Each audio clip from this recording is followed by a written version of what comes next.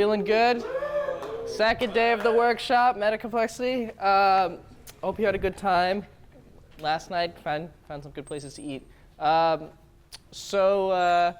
Hopefully you've been able to take a look at the worksheet. Let me caution you that again that I don't expect you to solve all the problems in the worksheet. If you've made progress on one problem in the worksheet, that's great. Just pick a problem that you like and please come to me for hints. I would need the hints if I were you. So yeah, they're meant to be problems that will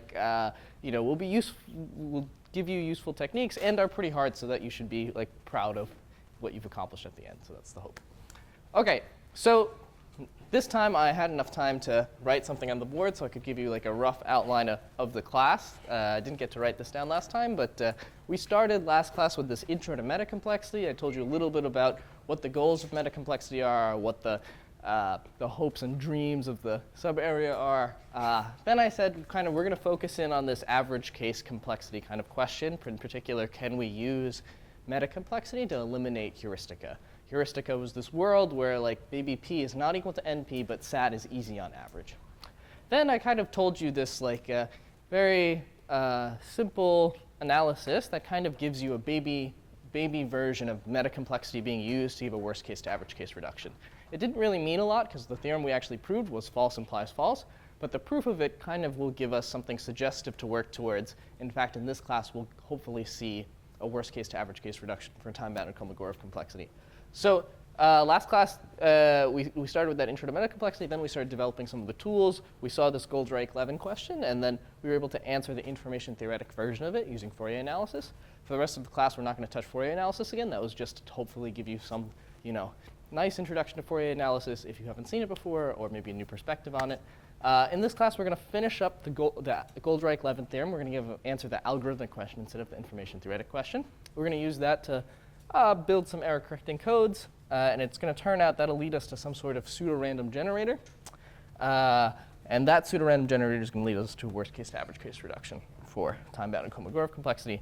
That's going to be hopefully this class, although if you guys have lots of questions, that's totally fine. And then next class, what we'd like to show is, so this thing shows if, this result will show that if time-bounded Kolmogorov complexity is NP hard, then we can eliminate heuristica because it has a worst case to average case reduction. Next class, we're going to work towards seeing one of the results that gets closest to showing that this problem is NP hard. I'm not going to be able to show you all of that theorem, but I'm hoping to show you an interesting case of that. Okay, great. Any questions about the high-level thing for the class, or maybe something we covered yesterday? Yeah. Are we doing second mode method today? Or is that Yeah, it's going to be today.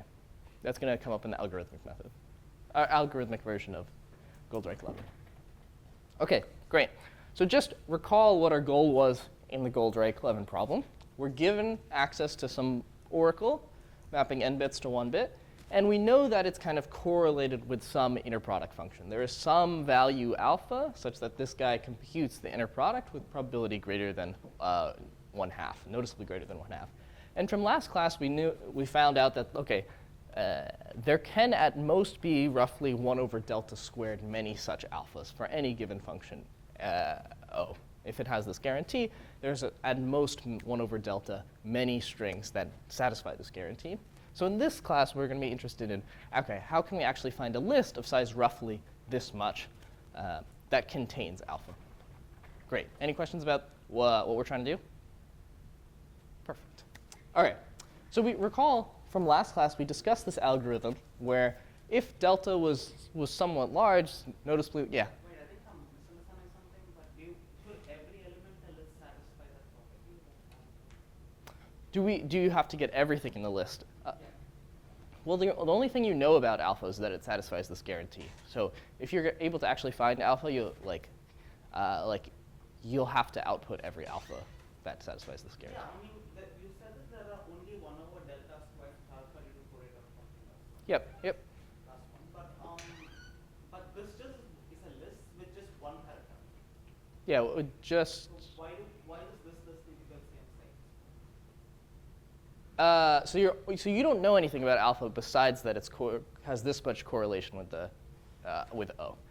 So if you're actually able to find the specific alpha for which this is guaranteed, you actually have to find all the alpha which have this guarantee. Because the only thing you know about it is that it's correlated with O. So you have to find everything that's correlated with O. Of course, there's only 1 over delta squared many of those, so that's not too bad. Yeah. Yeah. OK, great. So recall from last lecture, we had this question, which was like, OK, you want to tackle a question like this. A very natural thing to do, which you should always do when you try and solve a problem, is try and make the problem easier, see what you can get. So we said, OK, let's let delta be something somewhat large. So let's let it be like noticeably greater than 1/4. And then there was this nice algorithm for trying to get the ith bit of alpha. Note if we can get the ith bit of alpha for every I, then we have alpha. So it works as follows. You pick a random r in 0, 1 to the n. And then you look at the output of O on R, and then R with the ith bit flipped. Remember, EI is this guy with 1 in the ith entry and 0 everywhere else. And now the point was, you have this very nice linearity fact about inner products, which is that if you take the inner product of alpha with the XOR of 2 strings, it ends up being the XOR of the inner product. This is just some nice fact about inner products. In fact, if you think about it, this is kind of like the key fact that makes Goldreich-Levin a nice problem to think about. The fact that it has this linearity is what's giving us this ability to kind of, it's going to lead to kind of this redundancy we'll have in the error correcting codes that we'll see later. OK. Right, so the algorithm was this. And then you output the XOR of these two things. The point was that this guy is going to be right with probability 1 minus 1/2 plus delta. This guy's going to be right with probability 1 minus 1/2 plus delta. When you union bound against the two of them, and if delta is large, you'll get something that's slightly better than 1/2. You can repeat it enough times and take the majority, and then you'll get the answer right with high probability. OK. Now we want to be in the regime where delta is close to 0. We're going to be like, actually, we're going to let delta kind of be like arbitrarily close to 0. So now we're not going to be able to afford being able to query the oracle twice and argue that at least that both of them are correct. In some sense, you can think about it as saying, OK, we can no longer afford 2 queries. We can really only afford 1 query. Does anybody have any ideas as to how you would get to 1 query? Also, as a hint, OK, maybe I won't say the hint. It'll be confusing. I'll just, OK, yeah. Does anybody have any ideas about how you might solve this? I guess some of you have seen this too, right? So if you haven't seen this, then you have an idea. OK. So this is a hard question. It's actually really, it's kind of interesting historically how this question was solved. It was actually solved for a crypto application that you'll see in this worksheet. And then later on, people realized what it was really saying was, from last class, we saw that the connection, this question is basically equivalent to estimating large Fourier coefficients. So it's like the Fourier motivation came later, the error correcting code motivation came later. And actually, this proof that I'm presenting is not the original proof of the statement. It's a proof due to Rakoff. So the idea is we've picked this R at random. We don't want to make 2 oracle queries. What's the simplest thing you could do? You could just eliminate one of these queries. But how are you going to eliminate one of the queries? I'm going to do something that sounds really ridiculous. I'm just going to say, let's just take as advice the value of R inner product alpha, or I guess to be consistent with our previous notation, alpha R. And in fact, maybe I should switch to a different marker.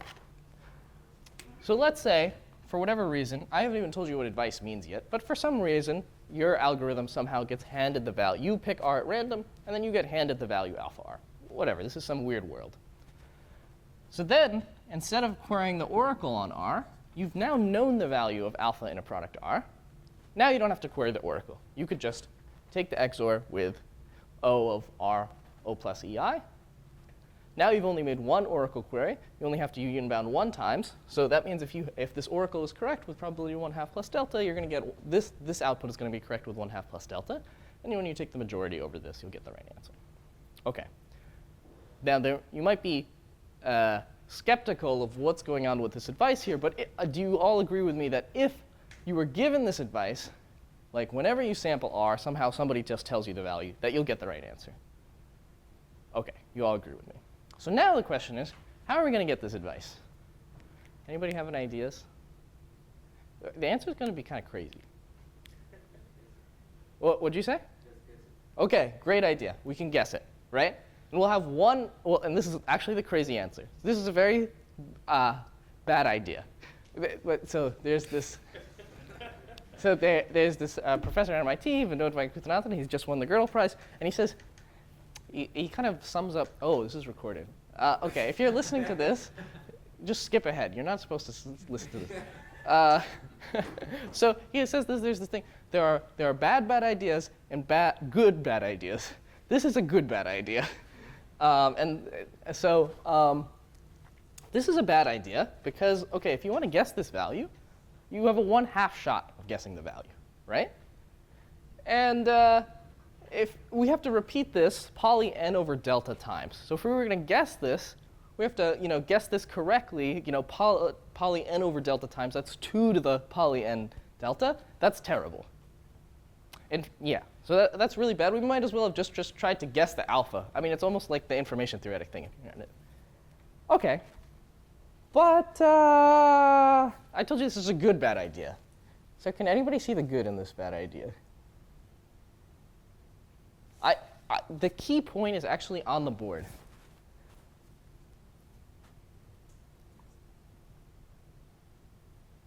So the key point, it turns out, is this fact. This fact, the point is, suppose we did, okay, let's run this twice. So we have an R. So we guess the value of alpha inner product R. We have a new R prime. We guess the value of alpha inner product R prime. Now you have more information because of this fact. Because you've only guessed the value of R and R prime, but now you also know the inner product of alpha with R XOR R prime. In fact, if you're able to guess the value correctly on, what's a value I haven't used yet, t many R, you actually get like 2 to the t minus 1 many new things. Because the point is, if you have the inner product of, I guess I can go back to black, this thing extends to arbitrary many R. So if you have like alpha inner product R1, parity, R, what am I going to set this to? I guess I'm going to set it to Q. This is going to be equal to the XOR over all I in Q of the Ri. So what this is saying is that although the guessing strategy is bad for getting it right on one thing, you actually get way more value for your guesses. In particular, if you guessed just like logarithmically many correct answers, then you get polynomially many inner products. Okay. Yeah, Ryan? Oh, sorry. I do mean something else on the right-hand side here. Yeah, good. Great, good catch. Okay. All right, so what I claim is that this strongly suggests the following algorithm. So the algorithm, again, we're going to try and get the ith bit of alpha. So the first thing you're going to do is you're going to pick, I'm going to call like the base R that I guess the SI. So you're going to pick S1 up to SQ in 0, 1 to the n uniformly at random. So these are kind of going to be our base guys. You're also going to pick B1 up to, oh, can you see this in the back? Is this too small? Okay. Yeah, if I write, I have a habit of writing small. So if I do write small, just let me know. Okay, so now B1 up to BQ in 0, 1. And these are going to be our guesses for the values of it. Okay, and now we're going to do the following. Now that we have our random strings and then our guesses for those random strings, we're going to go over all non-empty subsets of Q. When we pick a non-empty subset of Q, we can come up with the XOR of the corresponding S and the XOR of the corresponding B. So I'm going to say R sub T is going to be the XOR over all I and T of Si. And I'm going to say B sub T is going to be the XOR over all I and T of the BI. Good. So I haven't done anything particularly interesting yet. I'm just basically setting myself up to use this guy. And now I'm going to use this algorithm for before.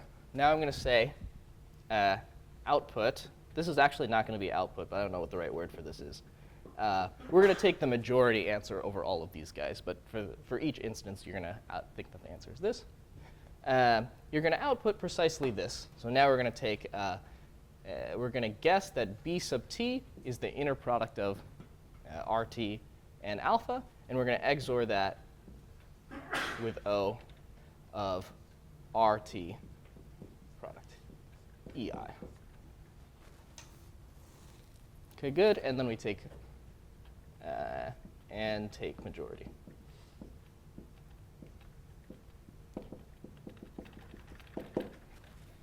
OK, any questions? OK, at this moment, it shouldn't be clear that this algorithm works.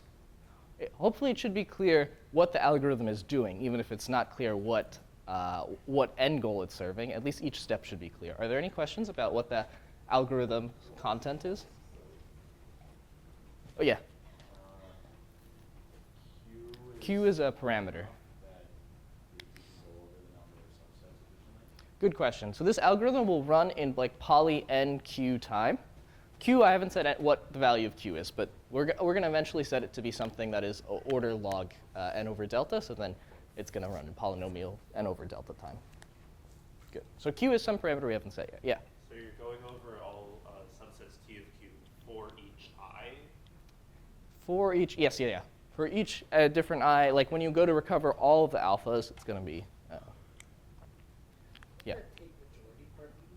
Oh, it just means so for each different setting of T, we're going to get a bit. So that means we're going to get like roughly 2 to the q many. Yeah. So then now the one bit that you answer is the majority answer on all of those. Good. Yeah.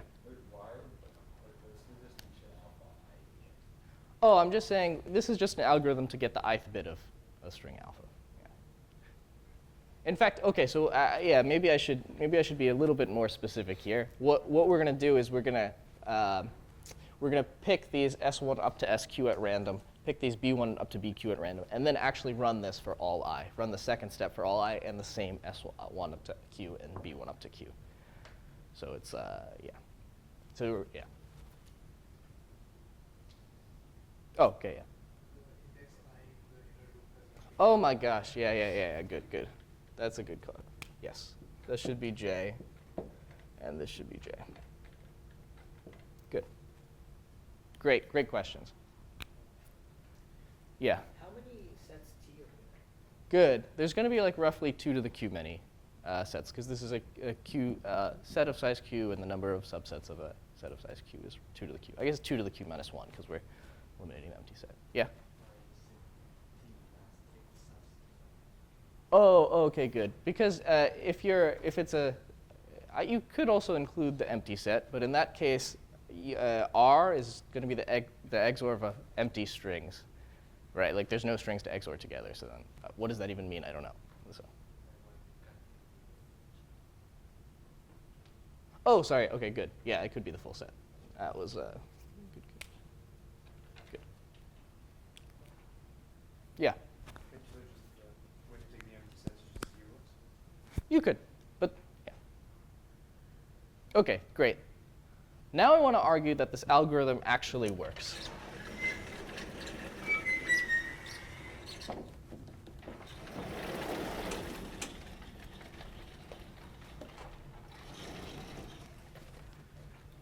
In particular, I'm going to make the following claim. If we set Q equal to order log n over delta, so for Q set sufficiently large here, so, or I guess the right thing to say is you can set Q equal to this, and then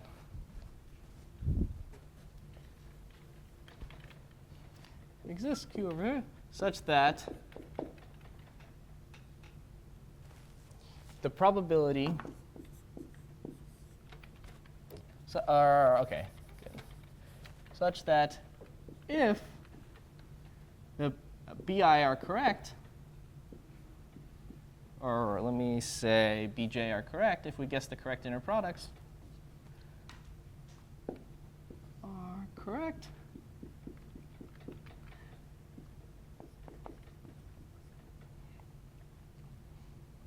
then we output alpha I with probability at least 1 minus 1 over n squared. So bj being correct, this is just encoding the event that for the alpha in particular that we're interested in, that the inner product of alpha and whichever si we chose, or sj we chose, is actually equal to bj. So we say that a choice of B is correct for a given alpha, because there could be many different alphas that satisfy the guarantee. But we say it's correct for a given alpha if we made our guesses correctly. And I'm saying if you make the guesses correctly, then with probability 1 minus 1 over n squared, you get the ith bit of alpha. And because there's n many bits in alpha, if you get it correct with probability 1 minus 1 over n squared, you get alpha with probability 1 minus 1 over n. So this is the statement. This is my claim. How do you guys feel about the claim? OK, or is the claim clear? It might not be clear that it's true. If all of them are correct? Yes, if all bj are correct. What do you mean by correcting it? Yeah, it means that it's the event that the alpha inner product sj is equal to bj. It means like we did this step here where we picked random vectors s1 up to sq, and then we kind of guessed their inner product. And so I'm saying, conditioning on us guessing those values correctly, we actually do get the ith bit of I with high probability. Yeah. Even the limits 1 minus 1 over n. I don't think so. I mean, we're going to set q to be like a large thing here. Why is it? Oh, I just wrote squared because I'll need to union bound over all n indices. I can make this. You could make this arbitrarily large. This could be n to the 100 or whatever. OK, good. So hopefully at this point we all agree that if I prove the claim, then the algorithm is correct. So it just remains to prove the claim. In fact, I'm not going to prove the claim to you in so much depth, just because we want to get to the metacomplexity, right? But the idea for the proof of the claim is as follows. If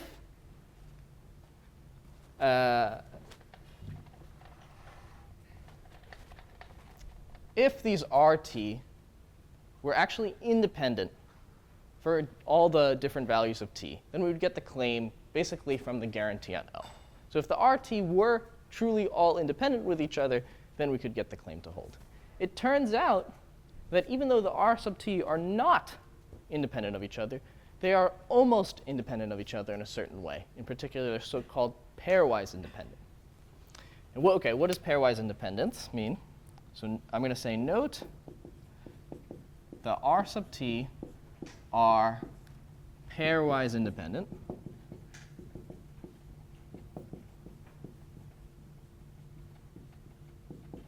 What does pairwise independent mean? It means that for any t not equal to t prime, we have the probability over the choices of the vectors s1 up to sq, which I'll just call s, that r sub t is equal to v. I'm going to tell you what v is in a second. And r sub t prime is equal to v prime. I'm going to tell you what v prime is in a second, is equal to 1 over 2 to the 2n. OK, let me tell you what v and v prime are. I'm going to quantify over for all v in 0, 1 to the n, and all v prime in 0, 1 to the n. OK, so let me state what pairwise independence is saying in words. It's saying, like,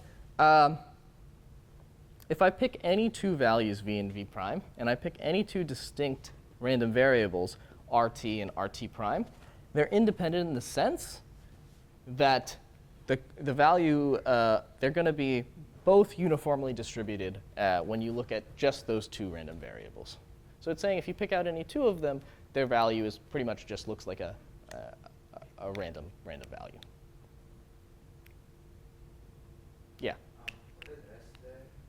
So good. The R sub t's are random variables that are functions of our random coins to choose S1 up to SQ. So I'm just saying S is the collection of all S1 up to SQ. If you want, I can write this as probability S1 dot dot dot SQ. Yeah. So these random strings are pairwise independent. Why aren't they all just independent altogether? Oh, good. OK. The point is that there's only the number of bits needed to take to describe all of them is like q times n. But the R sub t are like, there's a 2 to the q many t values there, and each one of them is an n-bit string. So we start only with q times n random bits, and all of the R sub t correspond to like 2 to the q times n many bits. So we've stretched like q bits to 2 to the q bits there. So like fundamentally, you can't have the R1 up to RTB, or sorry, all the R sub t be truly independent. The point is, we would be done if the R sub t were independent. They're not independent. I mean, what can you do? That's how life has set things up. So what you say is, OK, well, I do notice that these guys are pairwise independent. Pairwise independence just means if you look at any two of them, instead of looking at all of them, they'll look like they're a truly independent distribution. And then what will happen is then there's this bound called Chebyshev's inequality.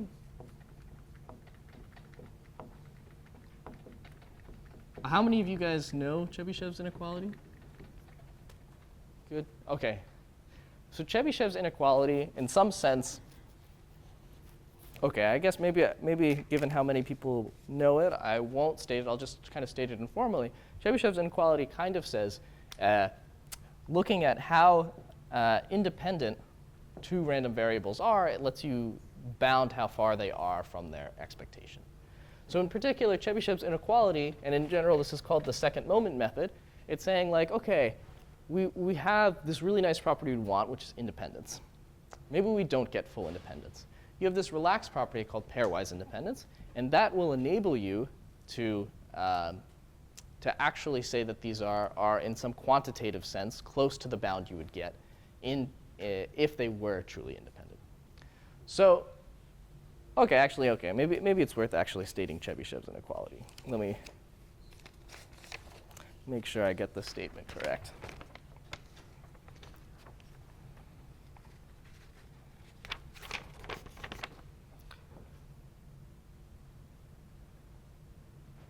You know what, actually, I was just going to state it and say that you can combine pairwise independence with Chebyshev's inequality in order to get this claim, which is why this is a proof sketch.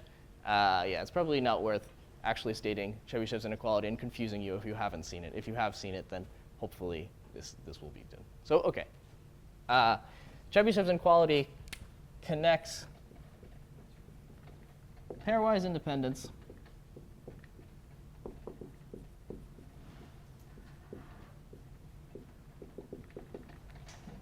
with the bound from true independence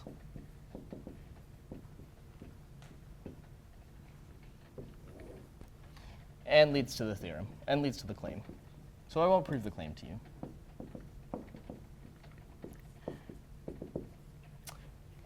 But the key point is these R sub t have this kind of pseudo-random property in the sense that they're pairwise independence.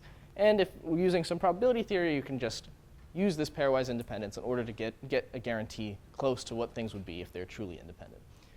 And it turns out that this technique, which is like you have something that's true for random things, but you want them to hold for maybe a nicer class of objects or a smaller class of objects. A very natural technique that pops up everywhere is using the second moment method, where you bound, in particular, the variance, and use that in order to get a claim that connects what would happen on truly independent events to random events.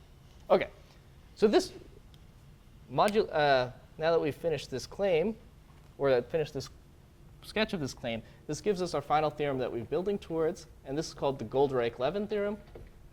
So let me state the final theorem that we get.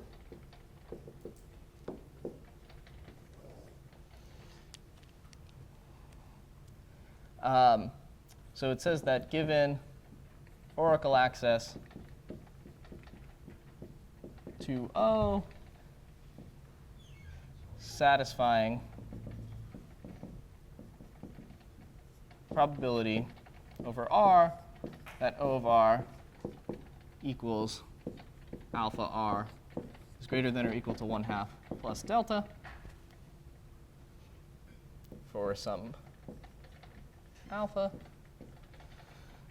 one can build a list. If you work through all the parameters, you'll get a build a list of size O of 1 over delta squared. That includes all such alpha in time poly n over delta. Yeah, okay, good. So this is the final statement that we get. It says that, actually we can, you just run this algorithm. You'll set q equal to order log n over delta. Now you'll have to iterate through all subsets of q, which is poly n over delta, which is why this is poly n over delta. And then actually, it's not totally obvious that this list size is going to be order 1 over delta squared. You actually have to think about it for a little bit. But this is what you'll get in the end. Yeah? Spectroscopy and error probability, right? Oh, good. So this is a random, yeah, good. So this is going to be a randomized algorithm that'll output this list with, let's say, probability 2/3 or something like that.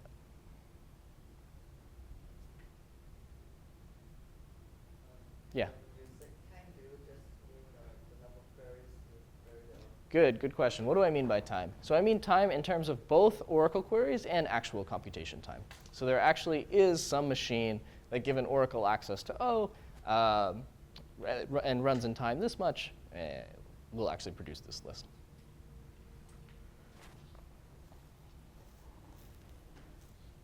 OK, great.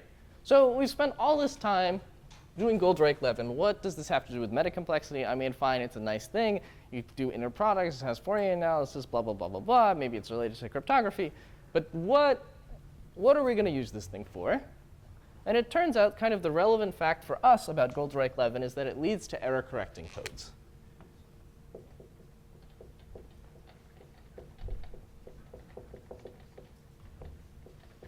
And as we'll see in this lecture, error-correcting codes can lead to pseudorandom generators, and pseudorandom generators for us will lead to worst-case to average-case reductions. So error-correcting codes, what is this thing that is happening 4 flows up in a different classroom? I'm not going to state this too formally, but the idea is this. You have some string x in 0, 1 to the n. You want to map it to some string x tilde, maybe in 0, 1 to the m. Maybe m is larger than n. And you want it to be that like this x tilde is somehow more robust, in the sense that if there are errors in receiving x tilde, whatever errors means, you can still recover x from x tilde. In particular, there's kind of there are many regimes that people are interested in, but like one regime is like, can you uniquely find x if x tilde is corrupted on, let's say, less than 1/4 fraction of entries. So suppose some guy comes in, he sees x tilde, he's allowed to flip an arbitrary quarter of the bits, and then hands it to you. In that case, can you recover x? And in this actually, right, OK, so there's unique decoding. And then there's also list decoding, which will seem familiar to what's happening over here. Find x if less than half fraction of entries are corrupted. But here you're allowed to output a list including x. So it turns out there's a nice combinatorial argument that says if you allow yourself greater than 1/4 fraction of errors, there are multiple strings that it could decode to. So no matter what error correcting code scheme you choose here, you won't be able to uniquely recover when there's a greater than 1/4 fraction of errors. So in that case, what do? Well, a very nice generalization is say, OK, fine, I can't find my x. Maybe there are lots of x. In that case, what I do is I say, OK, let me find hopefully a short list that includes my true string. And what Goldrake-Levin does is it gives you what is called a very good error correcting code in some sense and a very bad error correcting code in another sense. So for someone who hasn't seen this before, if you want to construct an error correcting code using Goldrake-Levin, what would you do? What might you do? Yeah. You want to encode alpha. OK, so you're saying if you want to encode alpha, great. Yeah, exactly. So what you're suggesting is what's called the Hadamard code. Given some x and 0, 1 to the n, map it to the string of all inner products, x comma r, for all r and 0, 1 to the n. And note that this is going to be a string of length 2 to the n. So this is some map, right? It's kind of terrible because you take some string x. It's only an n-bit string. And then you stretch it into an exponentially long string. It's not very practical. But it turns out, in some sense, this is the best possible error correcting code if you don't care about blowup. So this quantity here, like how much you stretch it, is called the rate. So the Hadamard code has terrible rate. On the other hand, I claim that these two things can be done very nicely. Does anybody see how? How would you do the first one? Yeah. Could you not think of your ARPA as just being the ARPA with x being alpha, and then it only makes mistakes when there's a 1 in the query you want to. Yep, exactly. So if you literally run the recall algorithm from when delta is greater than 1/4, this thing where you pick a random r and then you output the O of r XORed with the r ei, that's going to correspond to unique decoding. So in this sense, Hadamard actually has kind of the best parameters possible for unique decoding. And similarly, if you run Goldrake-Levin, now in the regime where delta is less than 1/2, this algorithm right here, that's going to give you list decoding with order, and you're going to get a list of size order 1 over delta squared, and this is also best possible. So in some sense, the Hadamard code is like the best possible in terms of error recovery, but it's really bad in terms of rate. But for us, for whatever reason, rate is not going to matter, and error recovery is going to matter a lot. So the Hadamard code is great for us. It's terrible for actual error correcting code. So in some sense, at a very high level, what a lot of error correcting codes, but not all error correcting codes, do is they take the Hadamard code and they sparsify it. They say, OK, do we need all these inner products here? Do we need all of the r and 0, 1 to the n? Could we just get away with some of the r and 0, 1 to the n?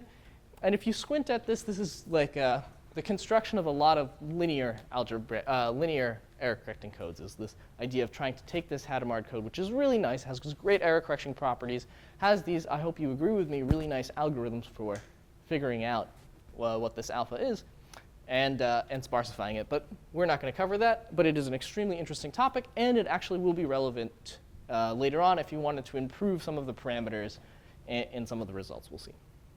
OK. So this is going to be the end of the Goldrake-Levin section of the talks and this error correcting code stuff. We're going to use the Hadamard code later. Are there any questions? Yeah.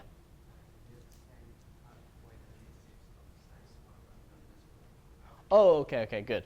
You're saying the upper bound or the lower bound? Oh, I haven't shown you why it needs to be of size 1 over delta squared. I'm saying there is a combinatorial argument for that.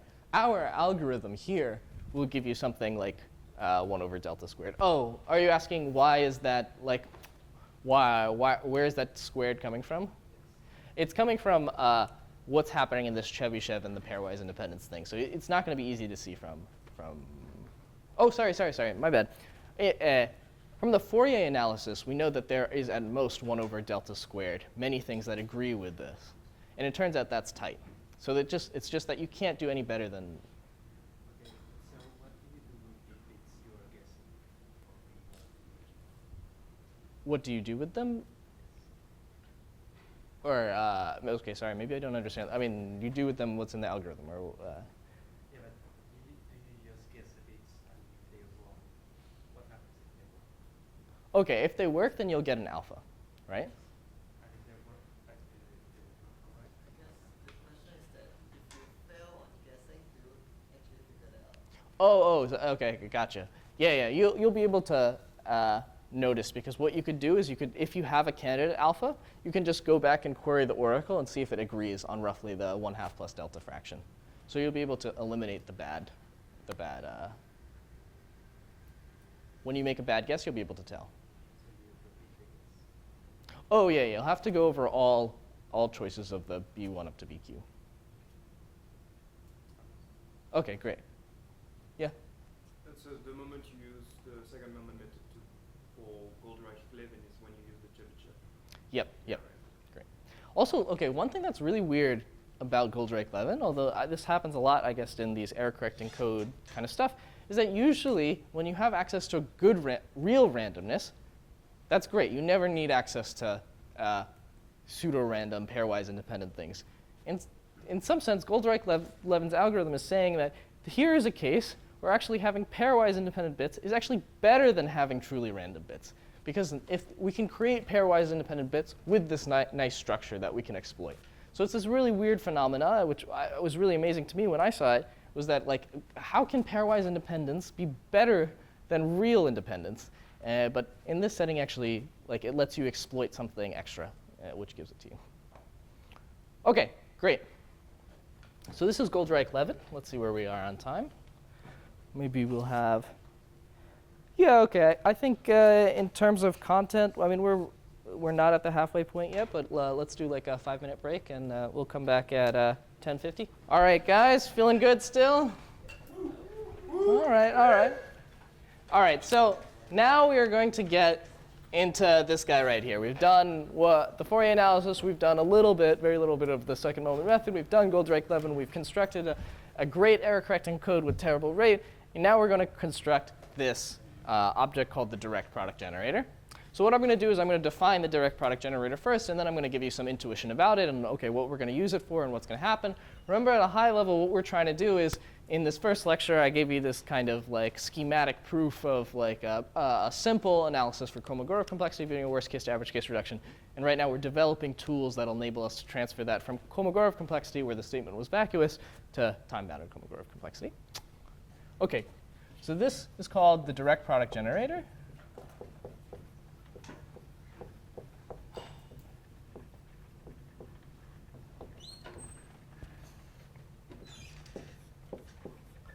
And so we're going to abbreviate DP. This is introduced by Hirahara 21. So the direct product generator, I'm going to give it it's going to be indexed by something, so some value k. There's going to be a function from 0, 1 to the nk. Or actually, OK, let me be consistent with my notes. 0, 1 to the n. Cross 0, 1 to the nk, 2, 0, 1 to the k, cross 0, 1 to the nk. OK. And so the direct product generator is going to take as input this string x, which lives here. It's going to take as input this string z, which lives here. And it's going to output the inner product. We love inner product of z1 with x. So I'm going to view z here as k many strings z1 zk, because it's in nk. So it's going to output the inner products of x with all of the zk. And then it's going to output z.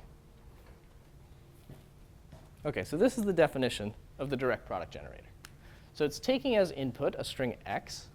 You should think of this string x sort of as a string maybe with high Kolmogorov complexity. This is some really hard string. And then it takes as input a string z. You should think of this string z as some sort of like seed. It's like you should think of this as like a truly random string z. And your goal here is you have some potentially hard string x. You're given access to some other string z that is random and long. And your goal is to produce a string that is, has n to the k plus k length and somehow is related to x.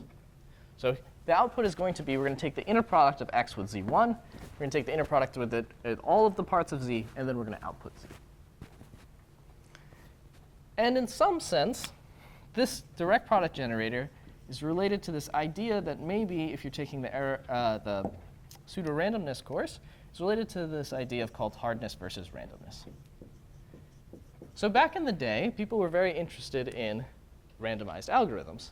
They were like, oh, we have all these nice randomized algorithms for these problems, like primes. We don't know deterministic algorithms for these problems. And people at first conjecture that maybe randomness is a powerful resource. There are problems that you have randomized algorithms for which you don't have deterministic algorithms. And as Roy covers in his course, there was kind of a paradigm shift at some point where people realized that maybe randomness wasn't so powerful. And the idea is that you can somehow translate hardness of some string or some function or something like that into an object that looks like randomness. And for us, the direct product generator at a high level is letting us convert the hardness in a string x into some pseudo-random string here. And this is going to be quantified in terms of the next theorem that I'm going to state, which is called direct product reconstruction. OK. If that all didn't make sense, don't worry about it. I'm just trying to give you a high-level idea. The key point of the direct product generator is it somehow lets us translate the time-bounded Kolmogorov complexity of a string x into how random-looking the output of the direct product generator is. So it's some way to translate hardness into randomness in terms of Kolmogorov complexity. And it's going to be formalized by the following theorem, which I'll call direct product reconstruction. Direct product reconstruction says this. Suppose let D be a t-time uniform algorithm. And if you want, you can let this be randomized. But for now, let's assume it's deterministic. So I just have some t-time algorithm D. And suppose for some x, and I want to think here as like x being fixed. Suppose from x and 0, 1 to the n, the probability that this distinguisher accepts the output of the direct product generator run on x and z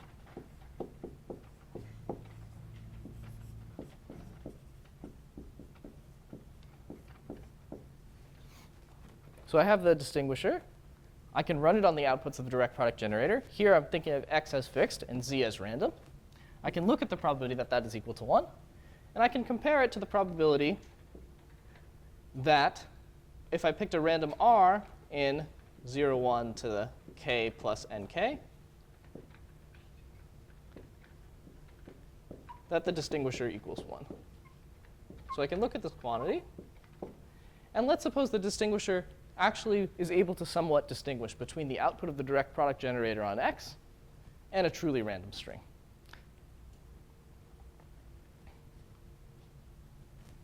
Then the idea is the time-bounded Kolmogorov complexity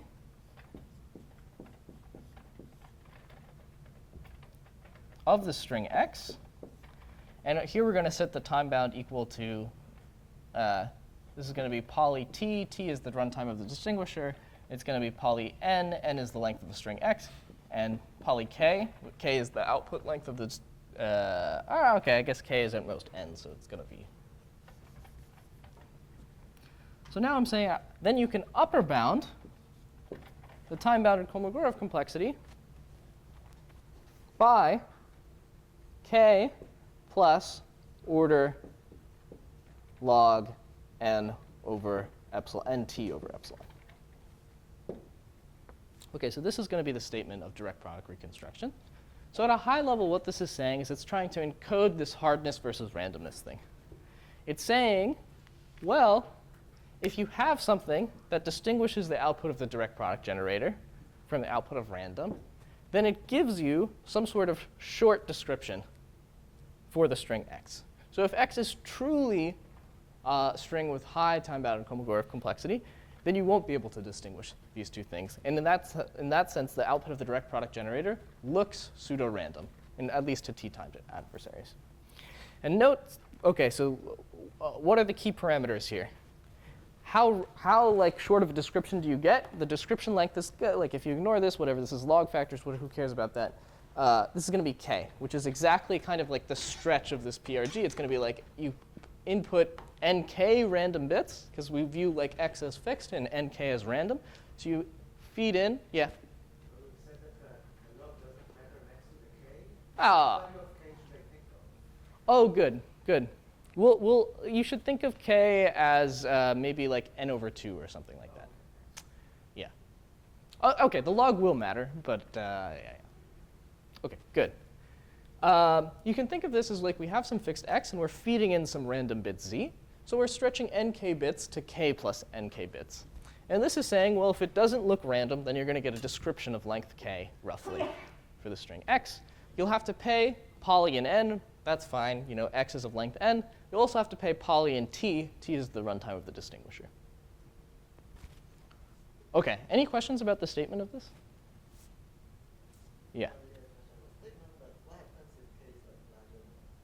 If k is larger than n, then you'll always be able to, OK, exercise. If k is larger than n, then there's like a polynomial time distinguisher for these two distributions. OK, maybe you have to be a little bit more careful. But the point is, like, then now you have a bunch of inner products. Yeah, actually, yeah. And now you just Gaussian eliminate. Yeah. You'll need that the z correspond to linearly independent stuff, but whatever. OK, there was another question. Or maybe it was the same question. OK. Wait, all right. But in this context, k being larger than n is meaningless, right? Right. Because you have the Kolmogorov complexity of x should be upper bounded by its own size, basically. Yep. For this theorem, it's also, yeah. Good. Yeah. Can you like restate this in the reverse? Sure. You could state this as. Can you do it? OK, I won't do it. But yeah, you could also write this as if this is, at least this, then you'll get that these guys are indistinguishable. Sorry, I'm like having a brain fart, but the existential x modifier. OK, you could let. We want to be able to say like if You could have this be let x be in 0, 1 to the n. You don't have to. Let d be an algorithm, let x be in 0, 1 to the n. And now you say if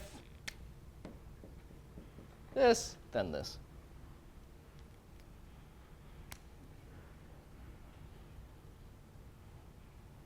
I guess the fear is that like because it's for some x, then like the definition of your universal Turing machine might matter or something. Like if I'm picking my x ahead of time under the assumption that it has high Kolmogorov complexity, so I can get this thing that's hard to distinguish. So let's say at the beginning of the class we fix our universal Turing machine. All right, it's all that's all fixed. In fact, in the proof you'll see what properties we actually use with the universal Turing machine, and then for whichever way our universal Turing machine is satisfied for you.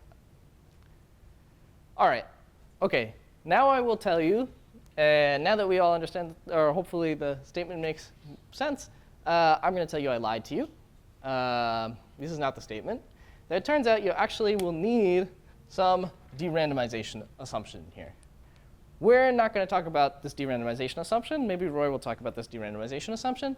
It turns out you can state, if you work a little bit harder, you can kind of remove this assumption. We're not going to work very hard, so I'm just going to pretend that this assumption, at some point I'll say blah, blah, blah, blah, blah, pseudo-random generator, blah, blah, blah, blah, blah, and then the proof will end. But really what's happening here is that you need an assumption. In particular, that assumption is like E is not contained in size 2 to the delta n, whatever that means, blah, blah, blah, blah, blah, blah, blah. Yeah, whatever. OK, if you want to be correct, you need this. Don't worry about it. OK. OK, so now we're going to try and prove this thing. Yeah.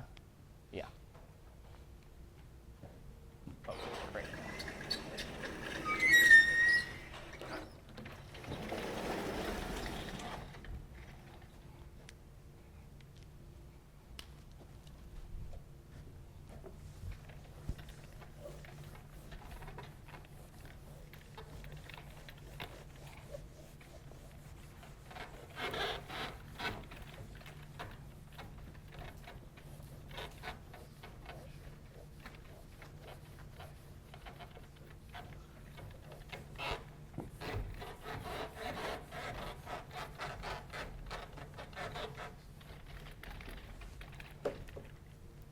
OK, proof.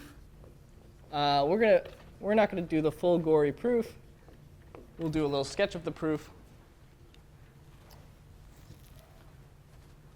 So OK, so now we have a fixed d and we have a fixed x.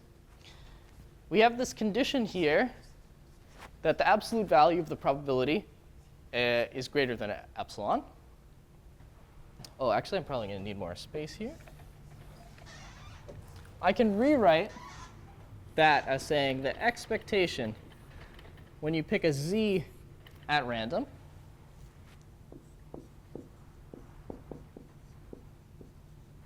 the expected value of the distinguisher on dp xz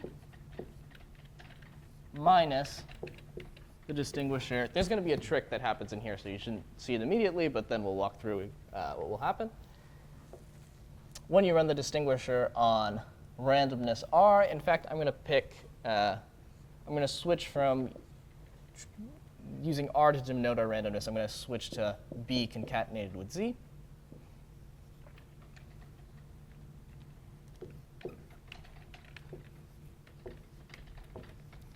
I claim that this is true. Or in fact, so I've done two things in here. The first thing is I've removed the absolute value sign. This is not too hard to do, because what you could do is you could, if your distinguisher d was something such that this wasn't the right direction, you just switch to the negation of d, and then it'll be in the right direction. So that's not too crazy. The second thing is I've switched from saying the probability of something minus probability of something else to expectation. But that's also just the definition of expectation in this case, because by linearity of expectation, you can bring the expectation in, and then they become probabilities. So I haven't done anything too crazy yet. OK. So now what I'm going to do is what's called a hybrid argument.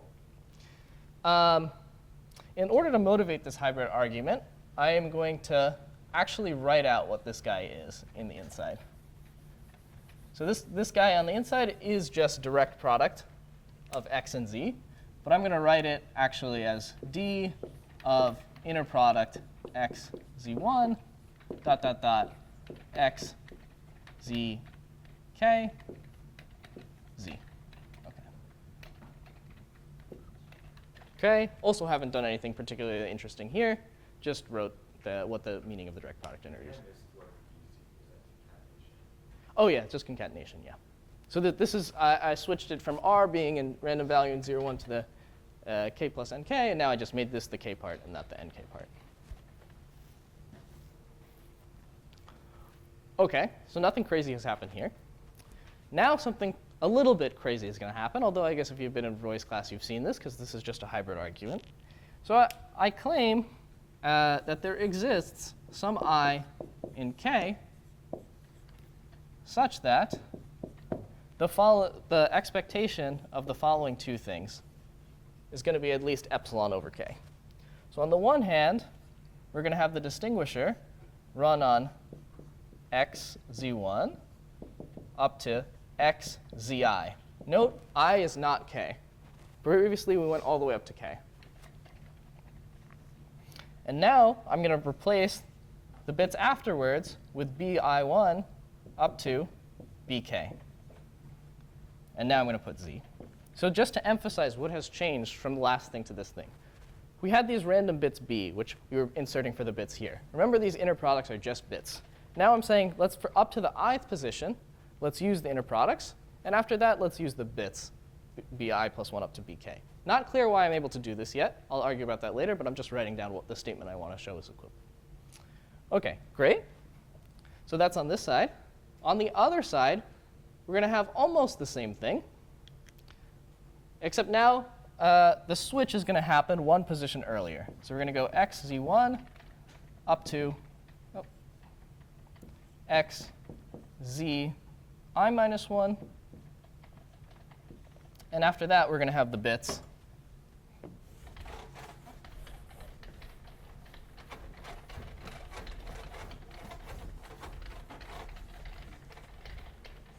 After that, we're going to have the bits bi up to bk, and then z. So then, close the expectation. I claim this at least epsilon over k. OK, so let's see exactly what this statement is, and then we'll see why it's equivalent to the other thing. What I said is, like, OK, we have this distribution where on the one hand we have the inner products before z, and the other hand we have random strings before z. Now what I'm saying is, let's look at the case where we have inner products up to I, and then b remaining, whereas here it's inner products up to I minus 1, and then b remaining. The point is, I could imagine a scenario where I start with this distribution, which is like the inner products with z1 up to zk, and then one by one I switch this last guy from being the inner product with zk to a random bit. Then I flip this guy from being an inner product with zk minus 1 to a random bit, so on and so forth. And eventually, I'll get down to this. And really, all that's happening here is some telescoping sum. It's like, at some point, because the expectation of this guy is epsilon greater than the expectation of this guy, at some point, the expectation between the adjacent guys when I switch a bit from being random to inner product must jump by epsilon over k. There's nothing crazy happening here. It's just that, like, OK, if we look at the value of this, that needs to be like epsilon greater than the value of this. So here is like all inner products. Here is all random. And I'm just saying, OK, there needs to be a point in between where it jumps by like epsilon over k. Because there's only there are k many distributions in between there, and then it needs to jump by epsilon over k. Hopefully, this makes sense. If it doesn't make sense, look up the words hybrid argument, and it will come up. OK, great. So now we've switched to this, and this is something that's used like everywhere. In fact, we're going to use hybrid arguments more in the class. Which is why I'm doing the gory details now. Later on, I'll just say hybrid argument, and then we'll all know what happened, or we'll all believe what happened.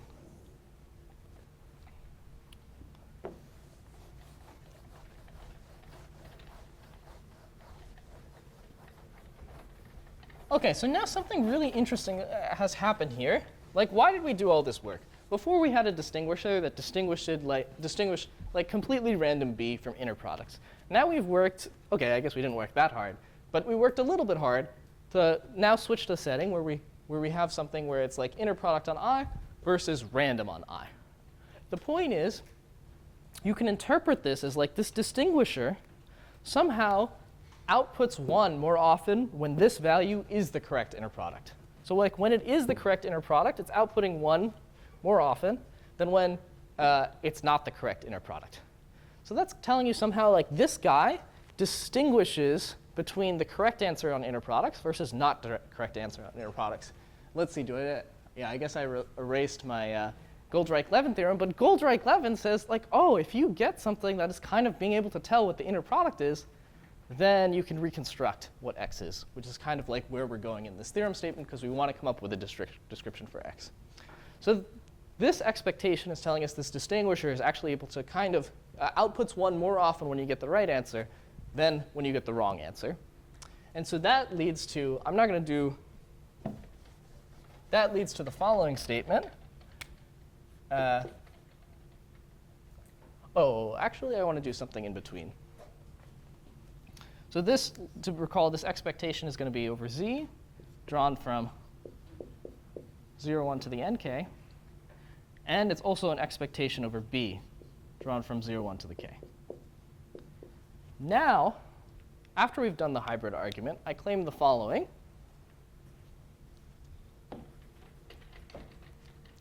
Let's call this inequality star. I claim we can fix all the z values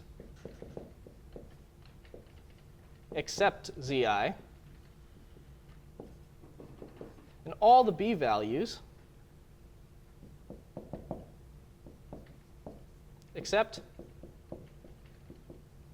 bi, and have star hold.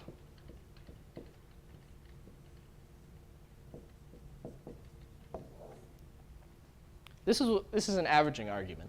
It says, okay, when we pick a random z, we have that this expectation is greater than epsilon over k.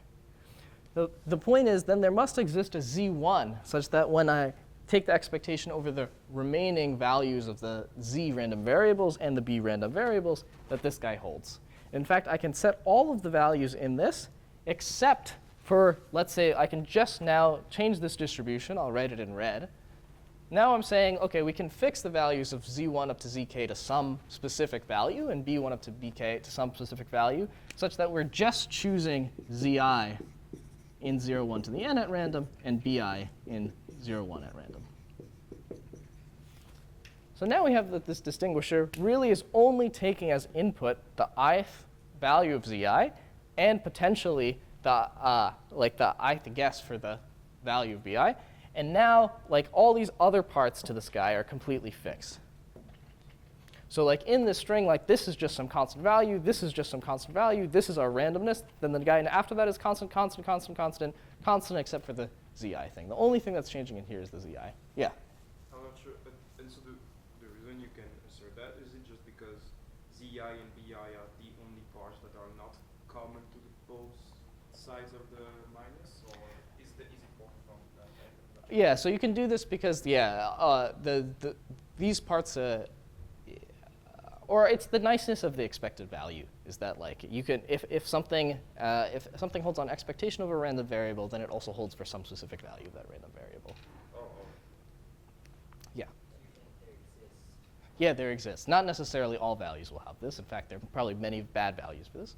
So now this is saying, OK, our distinguisher has become even nicer. Our distinguisher basically just takes as input some potential string zi and is somehow able to tell the difference. Like it outputs 1 more often when the next bit is actually the inner product, or it outputs 1 more often when you actually get the inner product correct versus when you don't get the inner product correct. And it turns out, we won't show this, this is called, the keyword is like a distinguisher implies predictor. I think this is even an exercise in Roy's worksheet. Is that right? Or in the appendix? Yeah. So it turns out, like this seems something almost very close to like a predictor. Somehow you can distinguish when the value is the inner product from when it's not. So I claim that this implies that there is a circuit C of size poly n 1 over epsilon, such that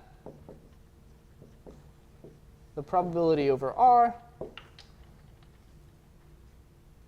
or OK, let me say probability over Z. The probability over Z, that C of Z is equal to inner product of xz is greater than or equal to 1/2 plus epsilon over k. I guess actually this doesn't even have to be written. So here we were getting a distinguisher that was somehow able to distinguish with advantage epsilon over k. And I'm claiming, there's some work to be shown here, that one can massage this into actually some circuit that's able to predict the value of inner product of xc. And intuitively, what's actually happening here is it's running the distinguisher. Oh, actually, this is of size. There's also a t factor here, because you'll have to run the distinguisher. What's actually happening here is you basically run the distinguisher with both possible guesses for this. And you see which one it actually accepts, and you think that should be the answer. There's a little bit more in there, but it's not too much. So hopefully you all believe me. Does the statement of this make sense? And hopefully it's somewhat believable that you can go from that to this. OK, great. Now can anybody see how this might imply? Remember, what is our end goal? In the end goal, we need to describe x. Right now, we have a kind of a predictor for the inner product with x. So by Goldreich-Levin, this implies, actually, I'm going to sweep something under the rug here. Epsilon poly nt, that the time-bounded Kolmogorov complexity of x, now I'm going to introduce some new notation, given C, it's probably, I'll explain it in a bit, but it's probably what you expect, is going to be at most log, it's going to be log epsilon over, or sorry, log k over epsilon, and I will have to pay an n here, so let me just say log n over epsilon. OK, so I claim by Goldreich-Levin, this implies that this quantity, whatever this means, is at most log n over epsilon. OK, so what does this mean? Usually in time-bounded Kolmogorov complexity, you say, OK, what's the size of a sorted description that produces x? X given C means that if I hand you C, you take as input to your universal Turing machine C, what's the size of the shortest description that produces x? And the point is, this here is an inner product predictor.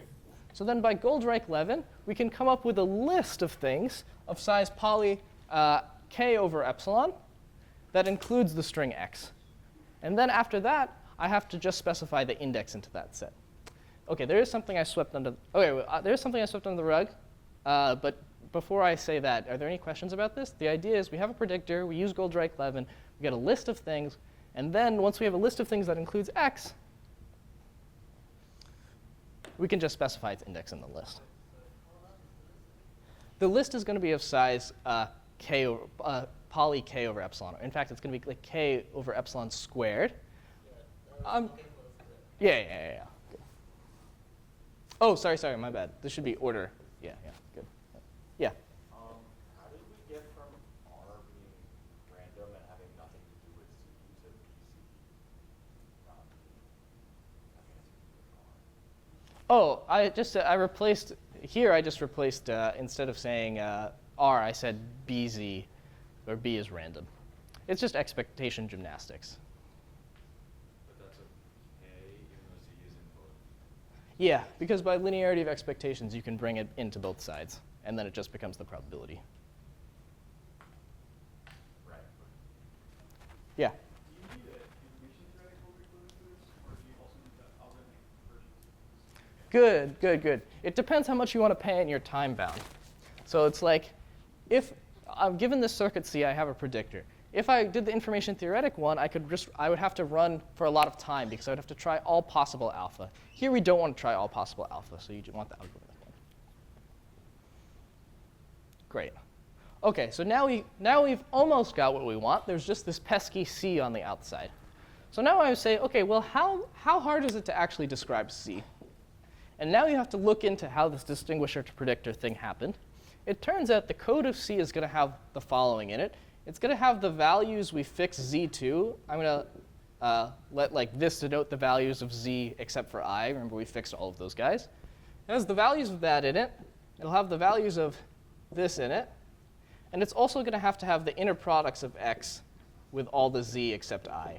This is like, yeah, this is weird notation. This is like a bunch of bits here. It's actually the inner products of X with Z1, X with Z2, all of the inner products of X with these guys except for the ith one. Actually, I guess you just need up to the I-1 one, but I don't want to write that. So it turns out the code of C can be computed efficiently if you just had access to these guys. OK, how many bits are in here? These are k bits. OK, let me just pay for those. So then what I would get is that k poly nt over epsilon of x given the z except I and the b except I is going to be at most k plus order log n over epsilon. Hey, that looks pretty close to what we want. There's an extra t in here. We'll come to that later. Yeah?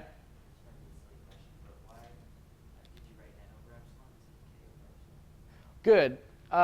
Just because n is greater than k, and we'll need it later. Or yeah, you could write k over epsilon there, but you might have to worry about extra specifying things. Usually, you always in Kolmogorov complexity, you'll always have to specify the length of something. So usually, you always have an order log n in there anyway. So I just put n there.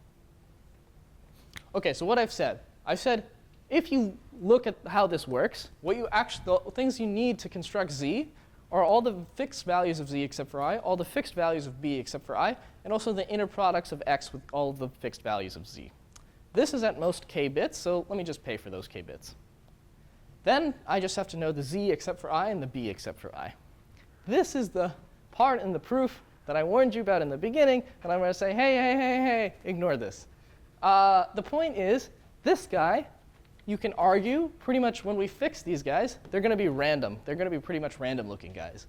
Because the point is the expectation over z and the expectation over b is that this is at least epsilon over k. So you can show that like for a random choice of z, of the fixings of z, and a random choicing of the fixings of b, that this is going to probably be good. And now you might wonder, OK, do I actually have to specify these z and specify these b's? Can I just pick them using some pseudo-random generator? And the answer, I'm so glad you asked, is yes. You can do that.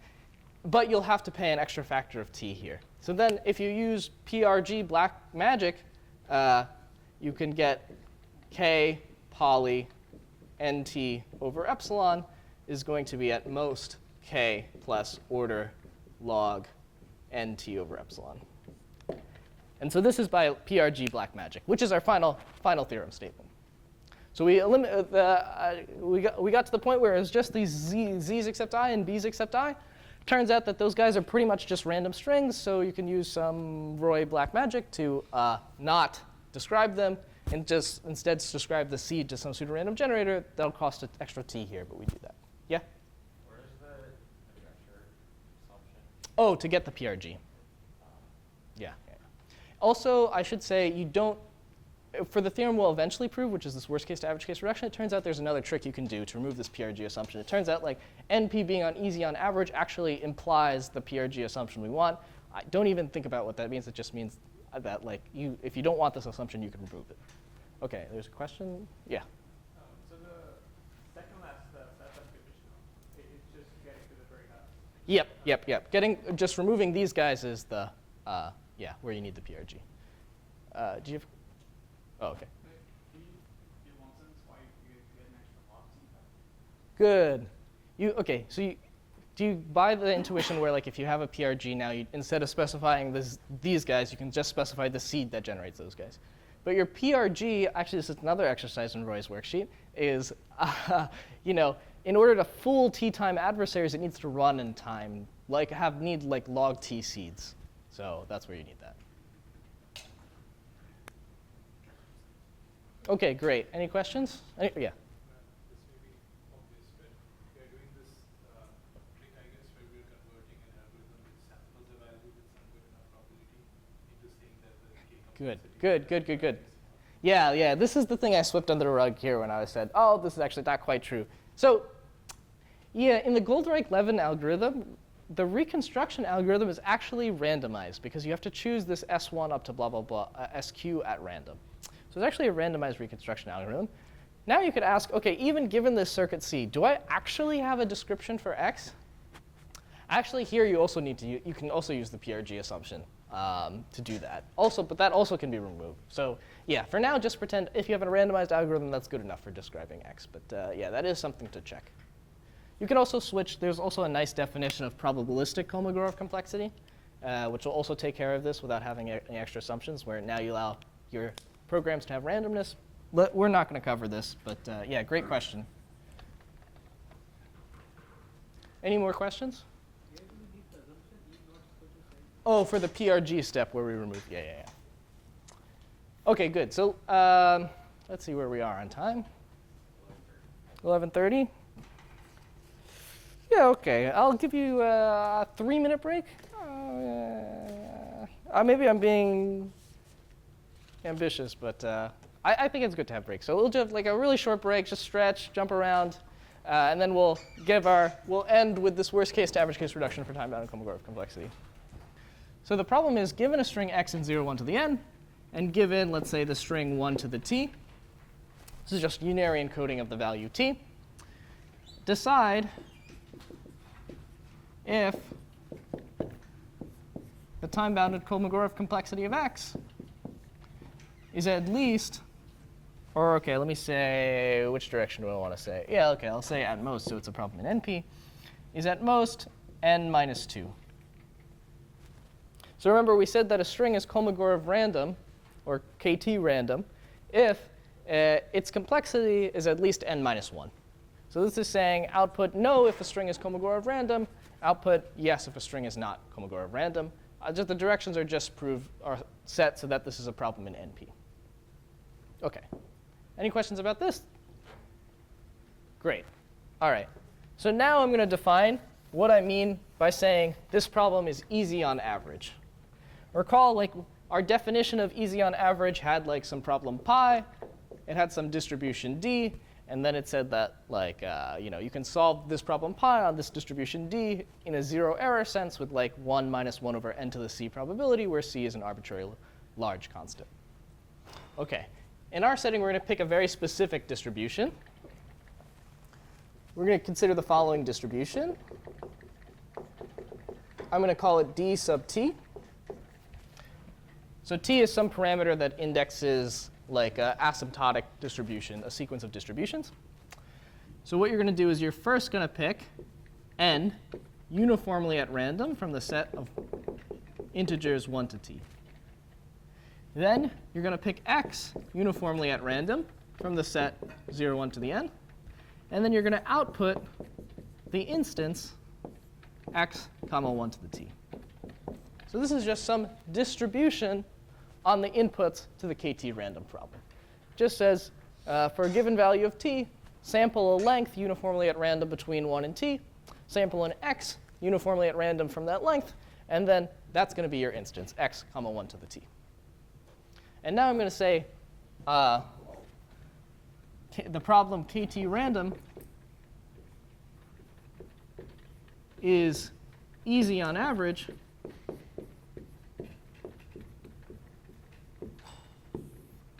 if it's OK, I guess because it was last lecture, it'd be good to just rewrite the definition. If for all constants C, there exists an algorithm, a polynomial time algorithm A,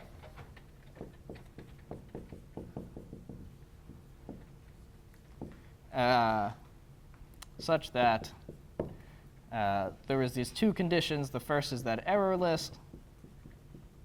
If a of x in 0, 1, if it outputs a Boolean value, then a of x is equal to pi of x.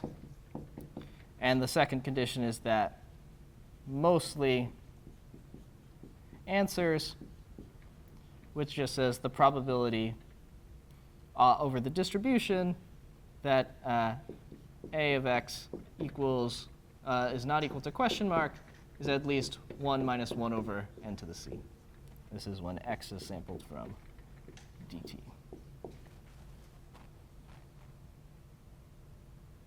Oh, OK. I guess I should really say this is t to the c, because that's how the.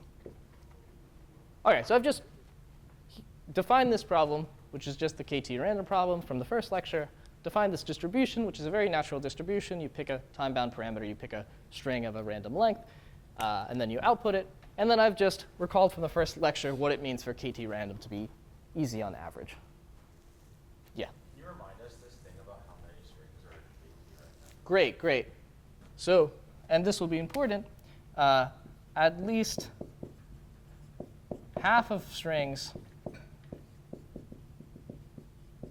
have KT of x at least n minus 1. So for at least half of all strings, the answer to this question is going to be no.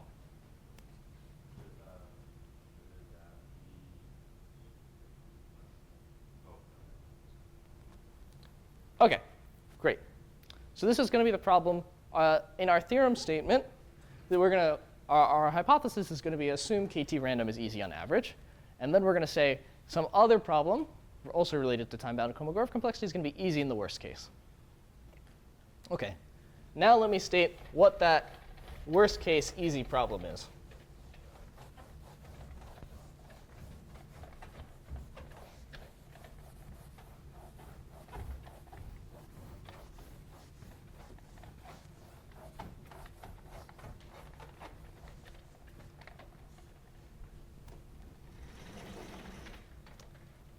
So here's a definition. Gap tau kt. So for a polynomial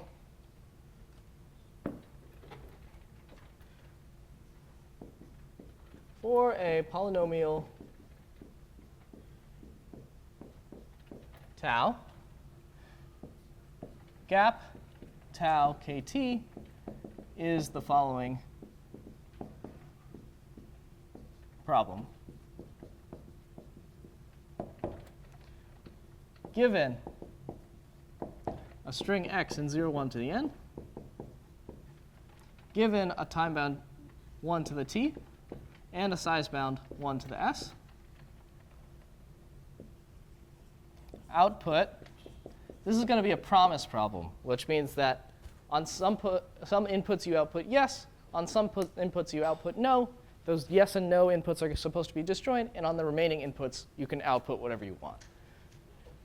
So you need to output yes if the time-bounded Kolmogorov complexity of x is at most, maybe I'll make it, I guess it probably doesn't matter.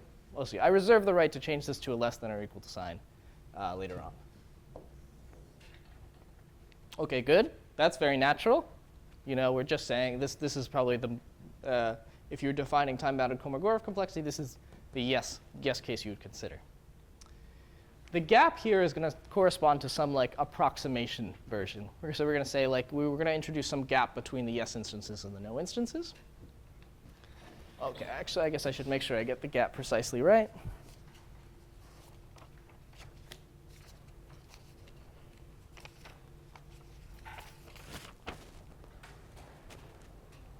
Good. Right. Now you have to output no if k tau of n plus t. So note here that on the lower bound side, we had just t in the exponent. Here, now we have tau of n plus t. And let's say tau is going to be a polynomial that always maps strings or inputs to larger inputs. So this is going to be a value that's greater than t. If the time-bounded Kolmogorov complexity of x is at least s plus log tau of n plus t.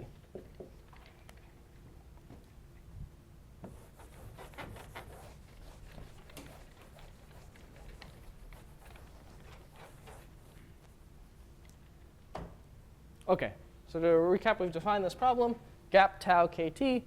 We said it's parametrized by a polynomial t.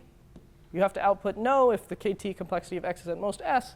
And, or sorry, you have to output yes if that condition holds. And you have to output no if the condition, if you have a lower bound hold where you replace t by tau n plus t. So we've introduced like this extra factor in the time bound.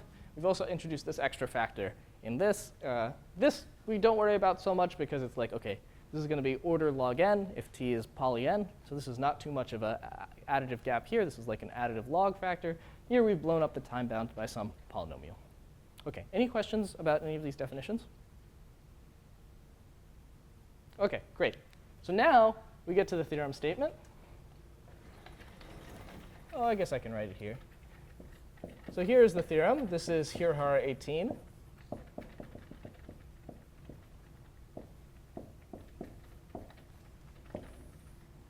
If kt random is easy on average, then gap, I'm going to define what this is in a second, gap kt is in BPP. Okay, so let me define what this is. Notice in this definition, there is a tau there. When we talk about gap kt, this just means for some tau, gap tau kt is in BPP. So the theorem statement is, if kt random is easy on average, then there exists some tau such that gap tau kt is in BPP. We just call that problem gap kt. Yeah? Is it like a constant tau or like It's going to be some polynomial. The polynomial will actually depend on, this is not going to be some fixed polynomial. It'll actually depend on the runtime of this easy on average algorithm for this. It's going to be some nice polynomial in the runtime of the easy on average algorithm. And this is in particular why things are kind of non-black box, because you actually have to look at the code of this guy, you have to run it, you have to see what its runtime is, and then you have to, yeah. Does this mean we require kt random to be easy on average for any t? We're saying on this distribution. Now I've when I say kt random is easy on average, I'm saying for this specific distribution d sub t. So you have this sequence, yeah. And then it'll mean the same thing for the same gap tau kt for the same t. Okay, good. So this is a worst case problem. So it's like, that means you can solve this problem for any given x, given any given t, any given s. So yeah, this is this worst case to average case reduction. Okay, any more questions about the theorem statement? Yeah. can you say something about how the worst case thing works in this promise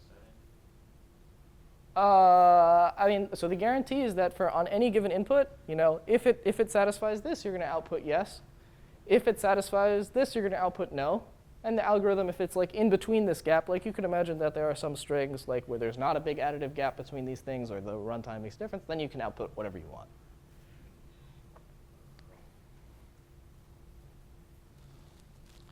Yeah.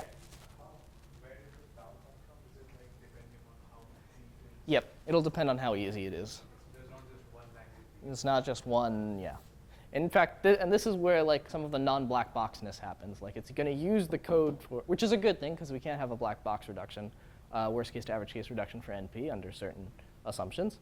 So we want something that's non-black box. In particular, this is very non-black box in the setting that since that like your runtime, the runtime of this algorithm is going to come into your proof. Yeah. Good. Yeah. What do I mean? Yeah. So there are theorems of the form like if you don't believe the polynomial hierarchy doesn't collapse, then there is no problem for which you have a worst case to average case reduction that is black box in a certain sense. What do I mean by that certain sense? I won't tell you, but if you come to me later, I can give you the papers to look at. Okay, great. Now let's try and prove this. Oh, okay, cool, nice. We're looking good. Yeah.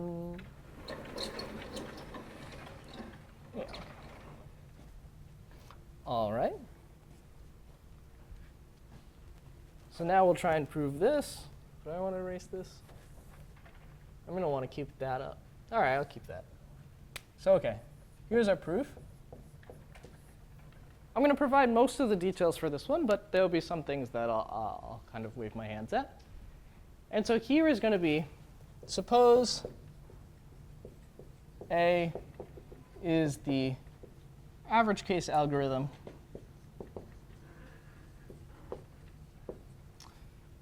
for some sufficiently large constant C. Remember, like in our definition of easy on average, we said that for every constant C, we have some algorithm. So I'm saying I'm going to choose that constant later. In fact, it's not going to be too bad. It's going to be something like 2 or something like that, but whatever. Let's not worry about that. So we have our average case solver that works with 1 minus 1 over n to the C probability. And now I'm going to define our worst case solver, A prime, as follows.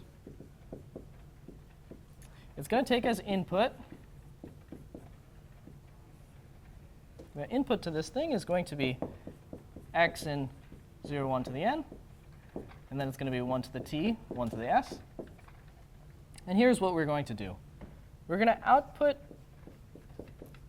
no if and only if the average case algorithm says the direct product generator, when run on there's going to be a couple parameters here. So there's going to be k here. I'm going to tell you what that is later. I'm going to say, OK, there's going to be k here. There's also going to be z here. We're going to pick that at random, but don't worry about that yet. If A says that direct product k is kt random. OK, and t is another parameter that I have to specify. But modulo k, t, and z, what we're saying is this algorithm A prime is very simple.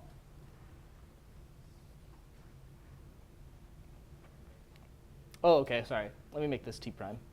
It takes as input a string x, about a t, and an s. This is 1 to the s. Then it outputs no if and only if the algorithm, when run on, says that the direct output of the direct product generator is kt prime random. I'm going to tell you what t prime, k, and so on is, but kind of the intuition is this. If x is has high time-bounded Kolmogorov complexity, then the output of the string should look random. And A is supposed to work on random strings, because we know that like half of the strings have high kt complexity, and it works for most strings. So then on most, like on a good fraction of strings, A says that this guy A says that the input is Kolmogorov random.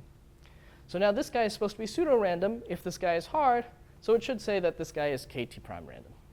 That's the intuition. Now we need to set our parameters. Where, OK, we'll draw z uniformly at random from 0, 1 to the nk. This is just how the direct product generator is set up. We're going to set t prime to be some polynomial in t good. And we're going to set this as some polynomial in t, the runtime of d and n. So we'll set this later in the analysis, but it'll eventually be some polynomial in t and the runtime of d and n. And we're going to set k equal to s plus order log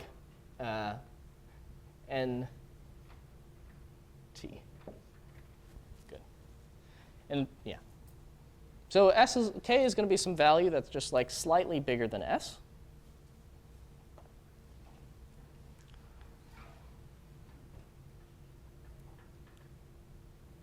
And then t is going to be some polynomial that's larger than t in the runtime of t.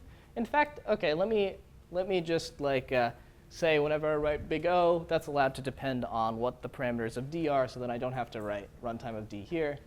And then this will be nice. Actually, OK, I guess it's nice to have runtime of d. So these are what our parameters are going to end up being. Oh, sorry, my bad. Good. Runtime of A.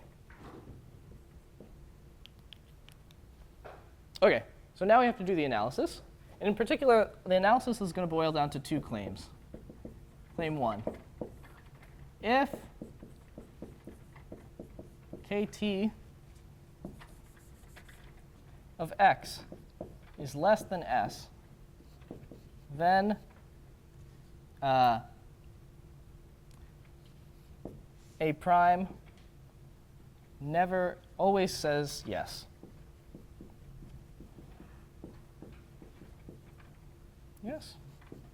So this is saying, OK, when it's a yes instance, oh, OK, I guess I can put that so it's consistent. When it's a yes instance, our algorithm says it's a yes instance. And then the second claim is that if A accepts x with probability greater than 1/4,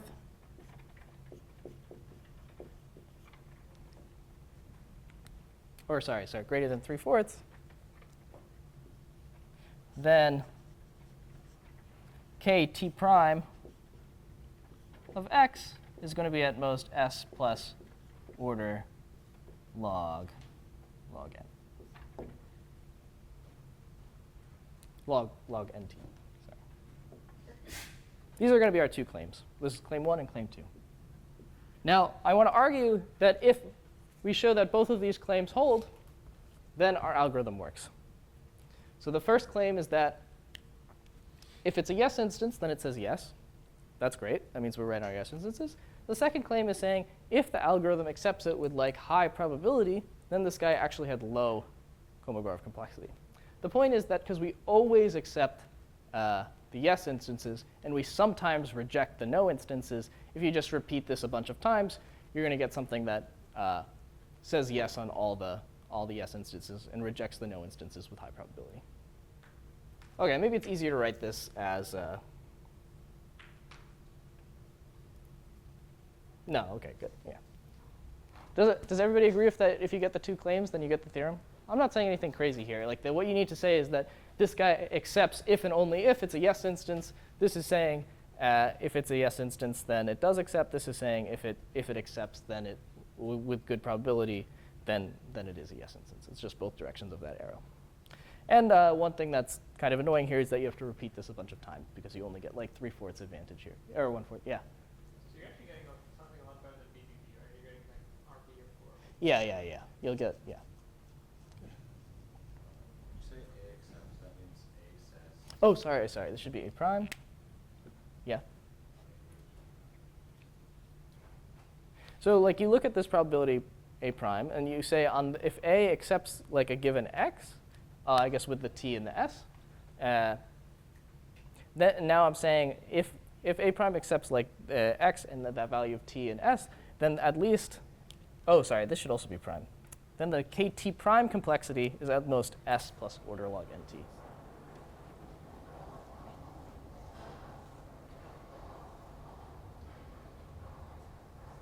And now, like you'll get a blow up here, but you'll set tau large enough so that tau of nt is greater than order log nt.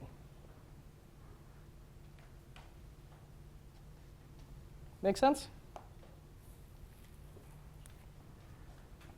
OK. So claim 1 actually turns out to not be so interesting. What you do is you say, well, OK, if the kt complexity of this is at most s, then if you do the naive thing where like you just describe x by this description, then describe z by its length in the naive way, and then describe the code of the direct product generator, you're gonna get that its complexity is going to be at most s plus order log nt. So note that claim 1 follows from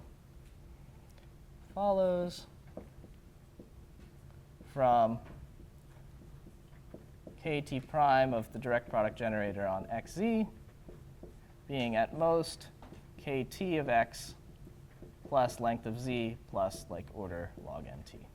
So this is not saying anything too crazy. It's just saying if you use like the naive encoding for the output of the direct product generator where I specify x using this description, specify z using the naive thing, and tell you I ran the direct product generator on it, then you're going to get a description that's of length like less than this.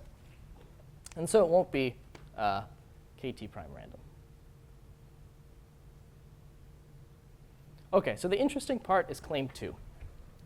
And this is where we're going to need this direct product reconstruction.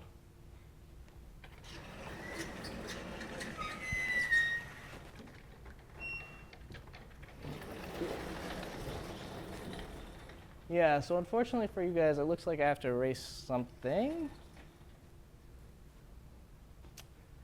Let's erase this guy.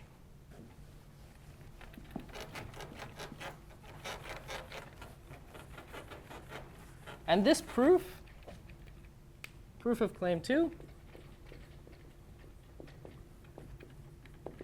is not too bad. So the point is, the guarantee of A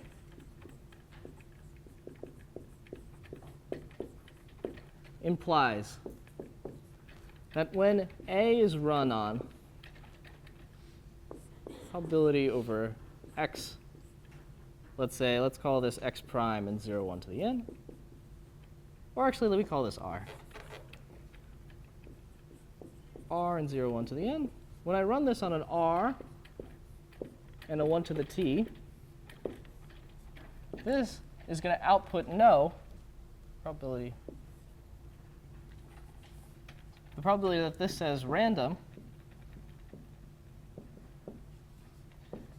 is at least going to be, let's say, 1/4. OK, why is this? So we know that our algorithm A works on this distribution with high probability, which means when you, for any fixed t, when you sample a random string of length n, it gets it right with, let's say, like 1 minus 1 over t squared probability. So then for any fixed value of t, the probability that it's going to output question mark has to be low, because n is going to be less than t. N is a value that's less than t, and if you succeed with 1 minus 1 over t squared probability, your chances of being outputting question mark is going to be at most like 1 over t, because you can bound over all the t's. So then the chance that it outputs question mark is going to be very small for any fixed value of n. And so then that means you're not going to output question mark with very good probability. So that means you're mostly going to get the answer correct. And most of the strings are random, so you're going to have to output random. Does that make sense? So all I'm saying is that most strings are random. This algorithm works on most inputs, so it must say random at least 1/4 of the time. On the other hand, suppose that when the probability over z of the algorithm run on the direct product of x, z, 1 to the t, equals random, let's say this probability was less than 1/5. OK, actually, I guess I have to change this guy to 4/5. Let's see. Yeah. If, when we run the direct product generator, it doesn't say random too large a fraction of the time, then we have a distinguisher. Because when I put a random string in here, it says random. When I put the direct product generator in here, it's not saying random too often. In fact, we can do direct product reconstruction where the epsilon is like 1/4 minus 1/5. And so that implies, by direct product reconstruction, that in fact the time-bounded Kolmogorov complexity of x is going to be at most k, which we've set equal to s plus order log nt plus order log n. Here epsilon is some constant, so you'll get this. And this is exactly what claim 2 is saying. So basically, the idea in the proof is as follows. You have this algorithm that outputs no. It outputs no if the average case algorithm says this is random. Things are basically set up so that there's no way that if x has a small description, this guy's going to be random, because literally that small description will lead to a small description of the direct product generator. On the other hand, if it does have high, if this guy doesn't say that it's random, well, it's supposed to say it's random on truly random strings. So then the direct product generator is not looking very random, and that leads to a reconstruction size S. And that proves the theorem statement. OK, so I am indeed 2 minutes over. So I'll end this here. But happy to take questions about this. And yeah, hope you have a great rest of your day.